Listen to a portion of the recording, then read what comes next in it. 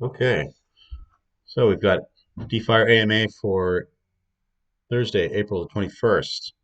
Today we're going to talk about the Blaze protocol containers, some of the yield strategies, the difference between a low, medium, and high risk strategy container.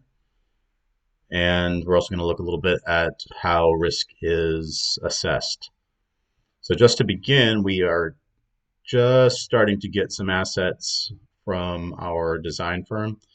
And so this week, Firefly put together this um, graphic asset showing the DeFire ecosystem. On the left are the um, token icons or logo icons for the Blaze protocol and the Ignite protocol. And then in the middle, we have DeFire Academy. And on the right is the icon for just the DeFire token, or in this case, it's standing in for the DeFire DAO. Um, so we're going to start putting together more graphics that can be used to explain our protocol to people. And we're going to have a great opportunity to do that coming up real soon. We finally got approved by the Cryptonaires. And so we don't have a date yet for the AMA, but we will be doing an AMA with Cryptonaires, which is great. It's going to be a big deal for us. Um, so I'd like to just go ahead and go through a couple of other uh, slides that I put together. Let's see. There we go. All right. So this, I believe, also got put out on a post in the Discord this week. This is kind of a new diagram explaining not just the ecosystem from the standpoint of tokens and um, how the protocols interact, but actually how a user would interact with the protocols and how the how the funds are being moved around within and between the different protocols. And this is especially, I think, useful since Ignite is still um, kind of a theoretical protocol that we're working on. Blaze is well underway, so we've had an opportunity to talk quite a bit about Blaze now. But the DeFire um, um, Ignite protocol, I think, is going to be uh, something that we'll really love. So let's see. Okay, so you can see you start on the left hand bottom corner there with most likely stable coins for most of the containers, which will get deposited into Blaze, and then it will either go down and you can see it goes, there's an arrow going down to the Blaze token icon. So the actual token itself is not a tradable ERC token on the open market. It's a shares token, so it's like a receipt token. It shows up in your wallet, but it is not transferable on a DEX because it won't be whitelisted or added to any DEXs. So you just hold it as a receipt in your wallet, and then you can redeem it when you are ready to withdraw.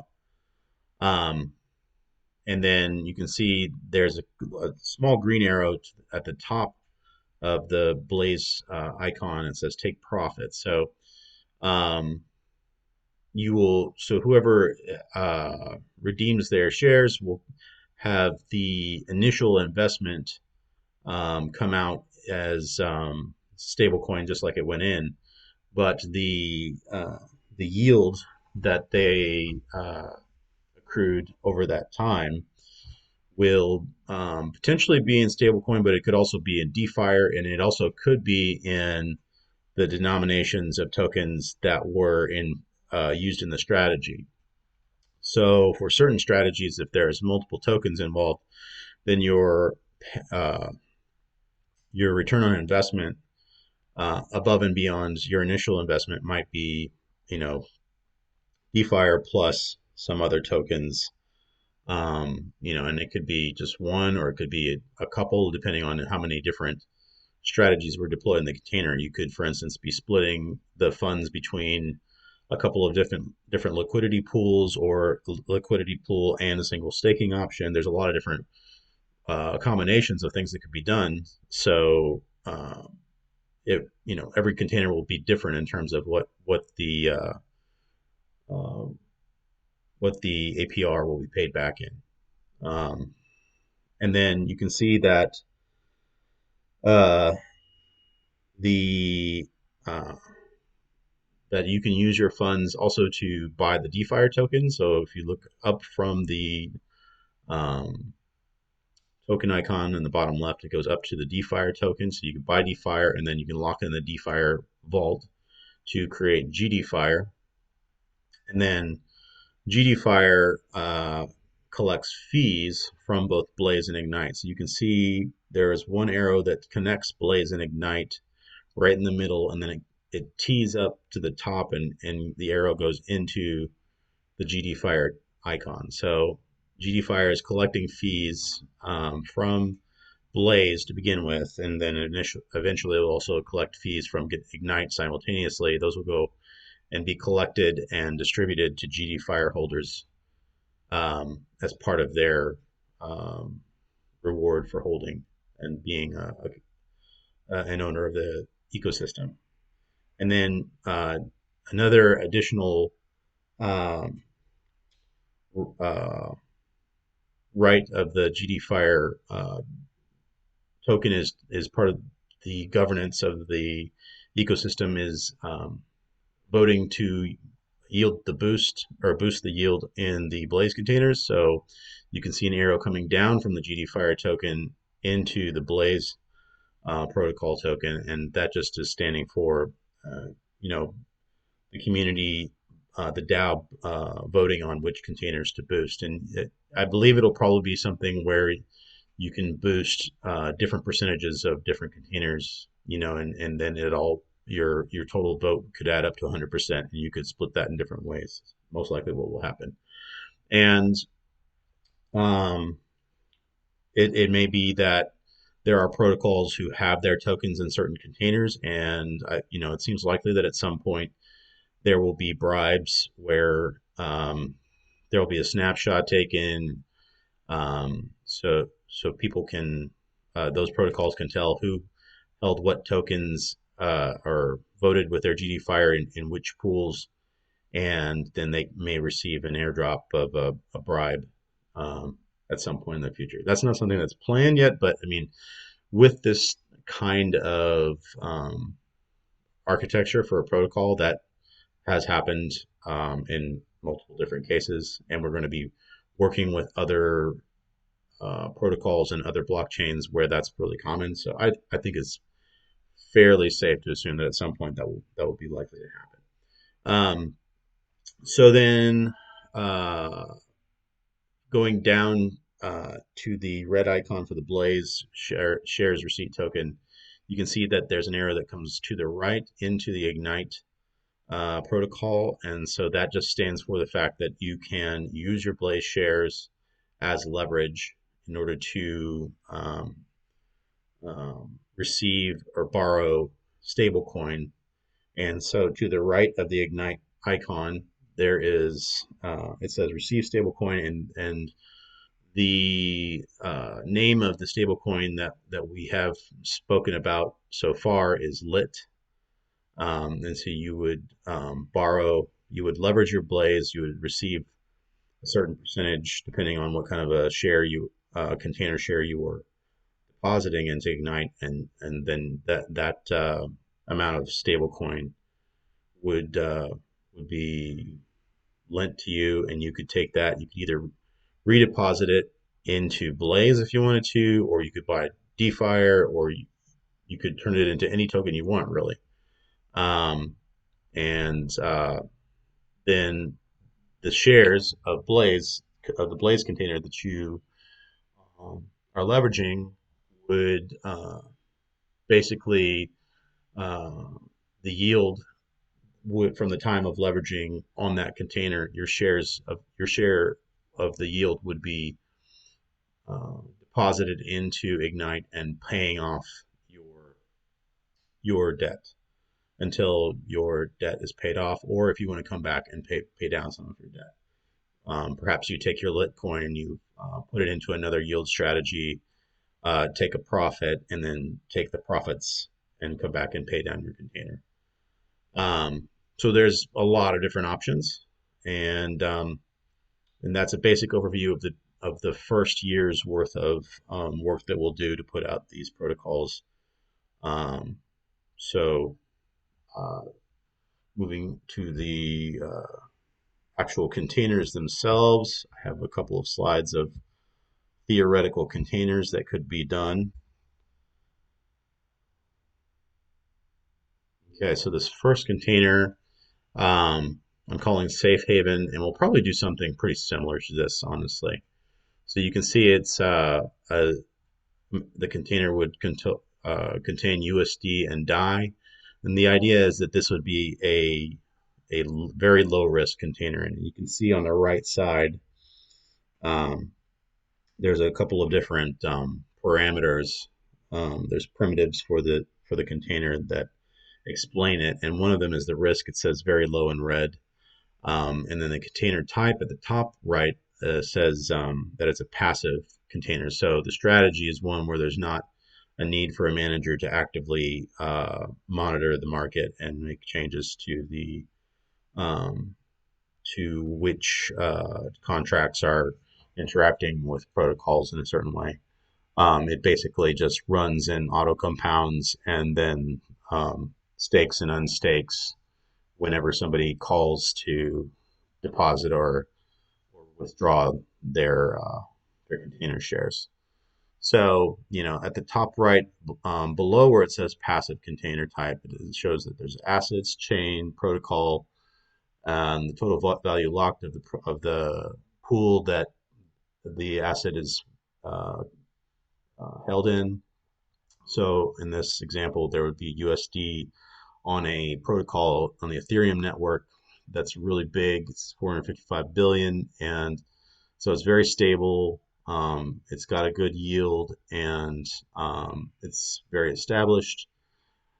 It's had multiple audits, and so some of that information would be listed below in the primitives about the details of the container and how it's put together, possibly under policy. Um, And then the other one would be a beefy vault for USDC on Phantom. And then there might be other like optional containers that could be, say you fill, there might be a policy of, fill container A until total value locked reaches 1 million or 500,000 or something like that, and then start diverting funds to container B and C in equal parts 50-50. All of that can be uh, customized. And especially when we start doing custom containers, that'll be a big part of customizing containers. The other option would be if this was an active strategy. So it probably wouldn't happen for stablecoins, but it could. So if it was at the top on the container type, if it said hybrid or if it said active, that would mean that there's someone who's actively managing the market or monitoring the market and managing which contracts are turned on and off. Um, and so a contract could also be automated by putting a stop loss on it for, say, one thing that would be very real is if, one of the strategies is a pool that's low enough in TVL that potentially the container deposits grow to the point where it starts diluting the APR. And so there might be a stop loss there on, if the APR drops below a certain amount or we reach a certain TVL, then you stop the deposits for that strategy and split off to strategy B within the container. Um, so anyway, that's a scenario. Perhaps you find a very new high APR container, but it's on a low risk protocol. And so you decide, okay, well, I'm going to include that strategy. I'm going to plug it into this container and I'm just going to run it for a short period of time. So I'm going to monitor that so that, you know, it doesn't run down to a really low APR when I could be diverting it into another strategy that still has a higher APR so I can maximize my total return for the investors in this container. So that would be more active because you would be actively monitoring the return on any given protocol. And then to look at some of the other stuff in the graphic to the bottom left there, I have kind of again, this is all for demonstration. This is not in any way um, coordinated with the engineering team. It's just something I came up with, and it's based off of things I've seen in other protocols. But there's a little boost icon there. So um, for the GDFire vote to boost different tokens, you know, it could be anywhere up to 2 or 2.5 times the APR of a given strategy on its own. And so for this one, it says that it's boosted. It's basically doubled, so it's a 100% boost. Um, and so you know that could be zero point 0.5, or you know it could be a decimal. It could go up to 2.5, and so that would affect what APR is showing in the center of the screen there as the current APR, which would mean that if that was the case, then the actual APR of this without the boost would be 6%. Or it could be that the you know if this went up to two, a boost of 2 times, then you know then the APR would naturally be if it was naturally 12, it could it could go up to 24 or whatever. So it'll be interesting to see how the strategy works between people that are long-term holders of GDFi. Okay, so then to go through some of the other details on the right side, there's what's called an event, and that means things that would be outside of the status quo. So market volatility would be something that you would want to take note of and potentially manage, and then impermanent loss would be another thing. If this was like a USDC DAI liquidity pair, then you would probably not be worried about it. But you know, in the event of something happening, say it was like USDC Frax or USDC UST or something like that, and there was some sort of a depegging event that happened, then that would be the situation in which that event would need to be really watched out for. And because this is a very low risk container, you know, impermanent loss still has to be mentioned as a possibility, but it's not really something that you have to worry about. So there's probably going to be some additional education that I can do in terms of creating videos to help kind of explain uh, why things are listed there, and you know that you don't need to worry about this particular um, event descriptor, because I I think that's going to be part of helping onboard people, is just for them to be able to read through all of these details and not be worried about whether or not they should be investing in any particular container. All right, so then underneath that is the risk, which we already just covered. Actions we kind of covered. Stop loss would be, you know, if the initial total value locked of the deposit, you know, went negative by a certain amount, or the APR went down a certain amount, those could be stop loss actions that would stop the container withdraw funds.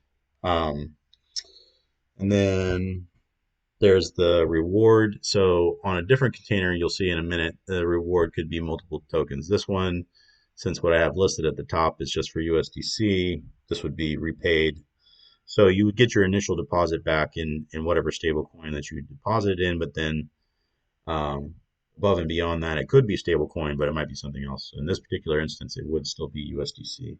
And one of the reasons that I would go with USDC and DAI for a very low container is that one of the um, risk assessments that you might want to give this container is whether or not the stablecoin is fully backed, or whether it's an algorithmic stablecoin, or if it's a stablecoin where the treasury has bought up you know Bitcoin or something like that. There's then there's some speculation on the on the backing of the token, which that's a whole other discussion. But for the sake of just being conservative in the assessment of a container, then we would say fully backed would be the um, lowest risk of the different types of stablecoin. So there might be another low risk container for stablecoins that would include, you know, UST on Anchor, or a pair of USDC MIM that's got some sort of it's deposited in a leveraging protocol like Scream or Taro, and so it's got some sort of outrageous APR of 80% or 100% or something like that, and so technically it would be considered not as low a risk, even if it's something where you don't really think that it's going to depeg. And then under the policy, that would be the whatever has been determined that the manager should do given certain events happening. And then it also is just explaining how the funds are routed, and how the container works. So there's auto compounding happening with this particular container. Um, and it's explaining how the deposits are split up, and how they move around, and that kind of thing. A policy could have a lot of different stuff, and this is just really for demonstration purposes. I think that the policy will actually be a lot more in depth. Will probably be something you can click into, which would be like a full page description with a lot more detail. And then the fees, I didn't really write like what I thought would be the fees for this container, but the fees could be, most likely not a deposit fee, but maybe a withdrawal fee, just because that would be a little bit more palatable to somebody to be able to come into the container, and then whatever yield they are going to be withdrawing, part of that they can, justify as paying for the withdrawal fee. And in parentheses are things that could be considered in partial part of the management fee. So like just the fees for transactions, the a fee partial part of the fee going to the treasury to pay the treasury for the long term health of the protocol. For the DAO, DAO is in charge of the treasury, but also that could mean that's helping to pay for contributions for the team that is keeping the protocol running, and then also you know for marketing and for partnerships and all that kind of stuff. That would just be in a fund going to the DAO for that. And then part of the fees might be going to the DeFIRE holders. And so that's all got to be determined as to like what percentage of which containers are going to go in higher or low percentages to um, different aspects of the protocol. So then we can take a look. That's a low risk profile. So then for a medium risk profile, everything basically still looks the same um, as far as the user interface. But now we have layer one tokens, and there's a lot of them. And so the strategy here would be to be giving somebody a lot of exposure to the market, because if you believe that most layer ones are gonna the blockchains are going to continue to grow, because we're still early in DeFi, and so even if there are drops in the market, that overall the long term view when you pull out is that the long term growth is there and will be there for a while, then this is like one to hold on to. And so it would be considered medium risk because of other factors as well. You medium risk because if you are trying to go for a shorter term strategy, then there is a risk that you may not maximize your gains, or there may be some big drop in the market. You may end up not having gains on the strategy if you're trying to time the market. And then also, um, that this is most likely something that has this many different things together is either going to be a bunch, three different liquidity pairs and in either one protocol or from several protocols, or it could be from a balancer pools type of protocol like Beats or Beethoven X or Balancer itself, or another protocol where they have the ability to balance out different amounts of tokens in one pool. And so there is some risk of impermanent loss there. It's not as high as it would be in just a straight liquidity pair, which is one of the bonuses there. So that's a good reason to do this style of a strategy. And so this is um, the way that I've written this out doesn't really explain exactly what it would be in terms of what protocol would be, because this is something we probably will do, and I don't want to like disclose what we're planning on doing, or if this is, what will be out there. I don't want to give anybody a leg up on that, but you can see in the right under the container type, it says passive. So we're still basically working, on staking into another protocol's auto compounding. Um, and then under the assets, it's listing all the different assets. It's all on the same chain. And, I didn't put the protocol, I just put Phantom again, but it would be all in the same protocol. Basically, just laying out, what's in the pool and then what the total value locked of the assets in that pool are, which would be, useful information if you think, well, is this APR sustainable? 30% APR. Well, it's already got 100 million in the pool, so we're probably not going to dilute that pool too much. There are other things that might possibly play into how whether the APR holds up. Like, for instance, if part of the way that the APR is paid out is through a yield strategy where they're using a lot of their native token, and so there's high emissions, and so the emissions may run low or something like that.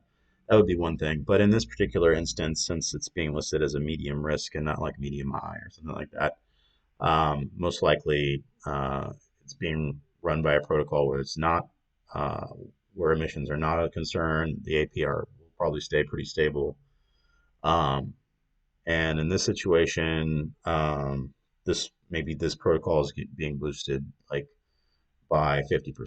Say so the DeFIRE boost is saying so like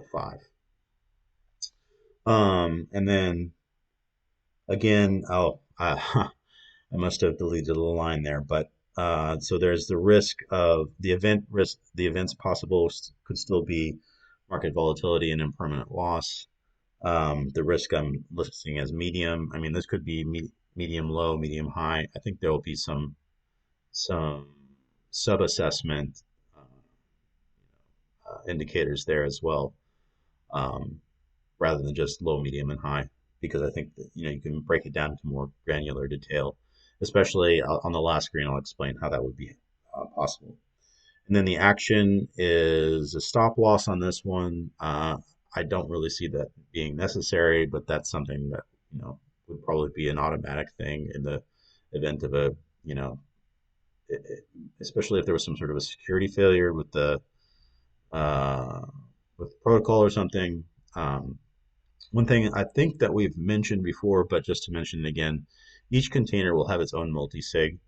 So risk is not going to spread between containers, and also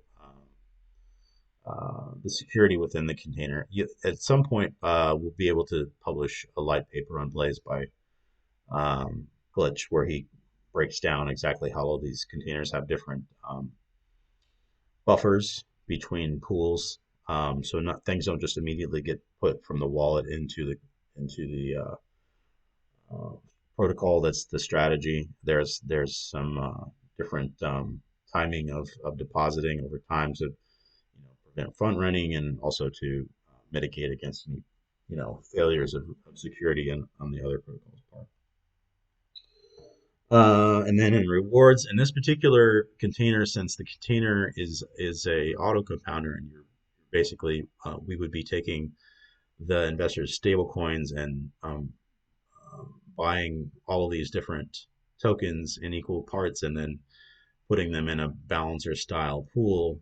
Um, then when they would be, whenever that person withdraws, they'll be getting back their initial deposit, most likely in stablecoin, but then whatever their APR, return on investment, is would be possibly paid out in equal portions of each of these tokens. And so I think that's one aspect of doing the containers that could be really attractive, is that a lot of people like getting different tokens by, for instance, by locking liquid driver and getting exposure to different parts of the market there. Um, so I think that that would be something that could potentially improve the popularity of a strategy container like this. And then the other thing is that there'll be a percentage of the fees that will go to GDFire holders. So I think there'll be the opportunity for the rewards, the revenue sharing for GDFire holders to also include um, different tokens from the rewards on the Blaze protocol. And so I guess we'll have to figure out exactly how many of those there will be. I mean, if we have lots of different containers, then that could mean that GD Fire holders were getting like 20 different tokens, and that probably doesn't make any sense. But I do think that we can figure out how to kind of spread out some rewards in a way that will give GD Fire holders the opportunity to have exposure to um, blue chip tokens as part of their reward.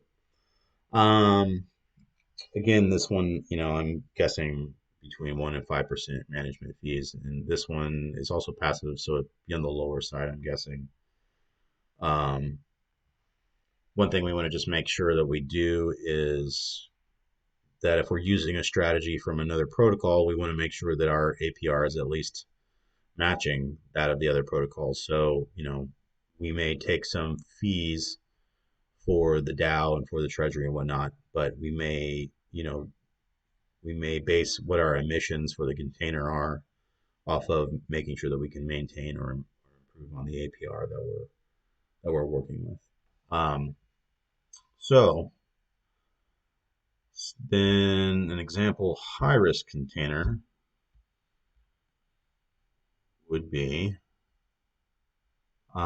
this is just completely fabricated. I just found some random tokens on Google and just made it up because I really didn't want to like talk poorly or well about any particular uh, protocol. So I just came up with stuff that's totally fictitious. But basically, here you have they would be newer protocols, and that's one of the risk assessments that goes into determining the security of or the risk level of the container. Is it an established protocol or not? So since this might be a protocol that was say it was like developed by one of the Byte Masons or Andre Cronje or one of the devs who developed Aave or something like that, and so there's a great deal of confidence in the community, but you still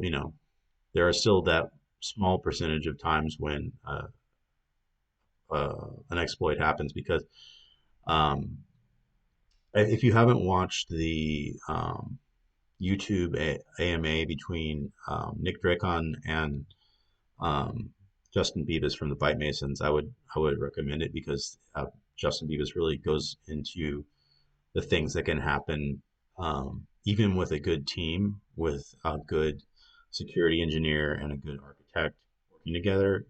You still have to send your code off for auditing, and what happens at auditing firms is like uh, not not standardized. Like there's certain parts that can be automated. There are certain parts that is gone over with a fine tooth comb by an actual security engineer, and maybe then that is given the okay by the lead engineer or whatever, and it's at a big firm, you might assume, well, we paid $50,000 for an audit, so the audit is going to be impeccable. But it can still happen that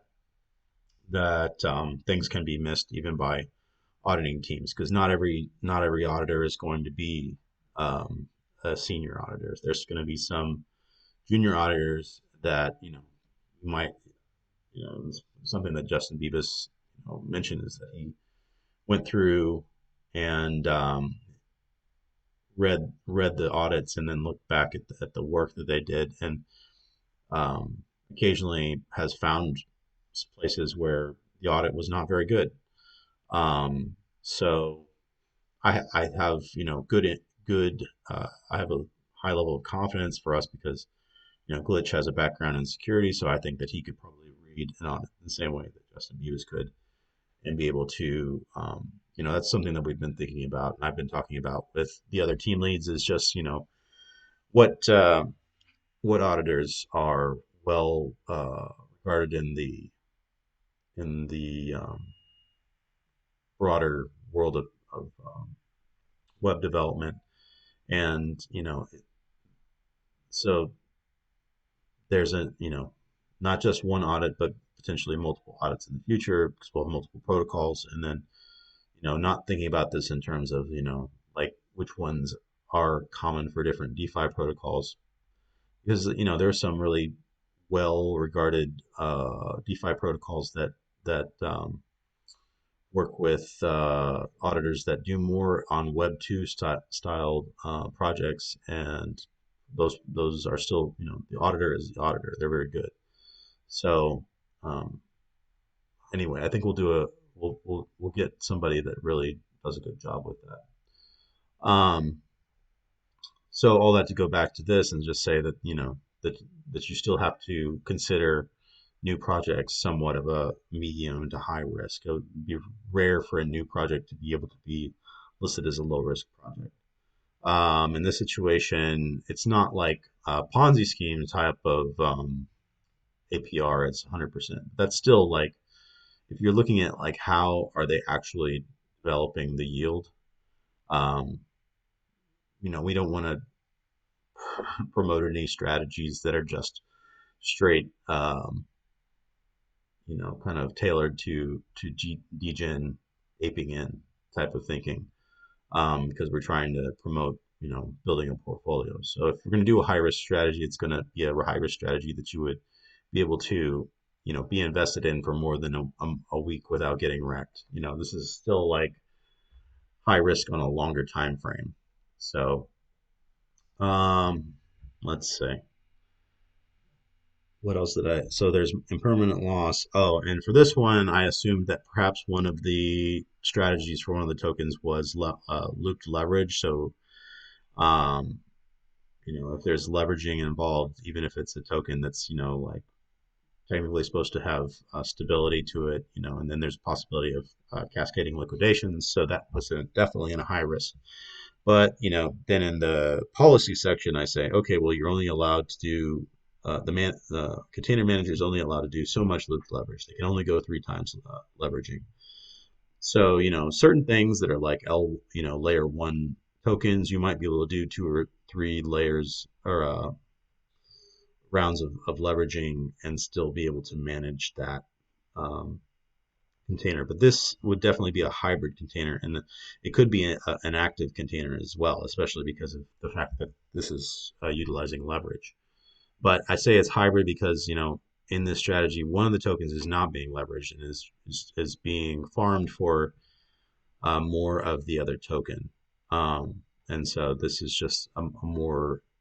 That's another thing that gives it a higher risk profile is that there's if there's more contact with different protocols. So one of these tokens is in one protocol, it's being leveraged or it's being farmed in another protocol, and then brought back and added to the looped leverage protocol. So the more points of contact there are, the higher the risk would be assessed. Um, let's see. So then basically the same stuff at the bottom with the policy and the fees. I did say, potentially that the fees would be higher on this one because most likely this is like a strategy that the community has supported because they have confidence in either an individual who has stepped forward to be the manager of the container, or it's being managed by a protocol itself. And so there's some, agreement to give a fee to whoever's managing the container because it's active. Okay, so then just to go back and take a look, one more slide on risk assessment. So I pulled this screenshot from one of the Beefy vaults because I think that they do a really good job of creating a standardized risk assessment underneath their strategy. So you can see at the top of the page, they have a 1 to 10 scale for the security of the strategy. And then, they have uh, all of these arrows next to the sentences: low complexity strategy is battle tested. All of those things are standard. So those different parameters, those lines don't change, but the arrow on the left side can be green or red. And so, this most strategies that Beefy is putting out are not going to fall below 5 out of 10.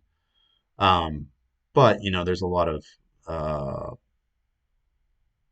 lot of nuance between, say, 7.5 to 10. So I think it's a good way of helping people to understand risk.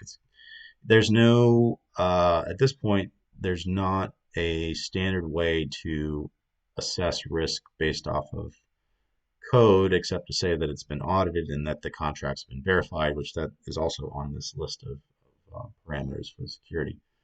But it may be a while. I mean, I think that that's something that's going to continue to evolve in the DeFi space. It's just the way that code can be analyzed for security.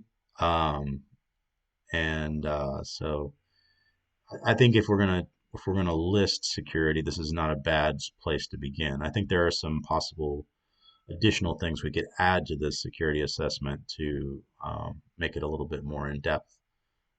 So I posted that earlier in the asset management thread with our contributors there, and I'm hoping we'll have a good conversation about that in the next week. Um, so that is it. That is what I wanted to talk about with containers. We are starting to have some folks writing up their strategies, and we are kind of kicking the tires and trying to refine those. We'll have somewhere between 3 and 6 strategies for the MVP launch of Blaze. Most likely, a stable coin that's very low risk, something that has exposure to major altcoins, probably a strategy for Bitcoin, Ethereum, something like that, so that you have a basic base layer of portfolio strategy. And then we will probably also have some um, partnership containers with a couple of larger blue chip um, projects that we've been in discussion with. So that'll be exciting. I think that'll help draw some funds to the protocol, and just to help us to do some networking. So yeah, um, there's a lot more to talk about with that. I'll try to come back and cover all of this from a different angle next week. At this point, um, if anybody would like to ask a question, feel free to come up and you can either ask, unmute and ask, or if you want to type it in the questions channel. Um, I'll check the questions too here real quick, and then after that, if we've covered everything to your satisfaction, then we'll call it a day.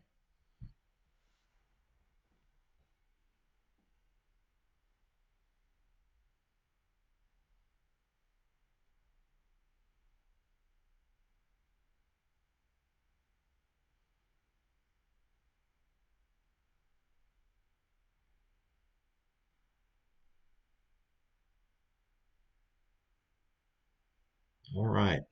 Well, I did a lot of talking there, so um, probably a lot to absorb for next time. And I appreciate you guys sticking through the whole presentation to listen. Um, Good to see you here at the AMA on every week. I appreciate the support. Please do, if you think of anything, leave a comment in the server so that we can continue talking about it. I'd really like to get feedback and help strengthen our initial MVP offering. And I think that you guys will be integral to making that happen. So, yeah, that was fun talking about that. I enjoy this. I'm looking forward to when the DeFIRE Academy is firing all on all cylinders, and I can make more videos and have more talks like this. So for now, I guess we'll call it a day. Everybody have a good week, and we'll catch you on the next one.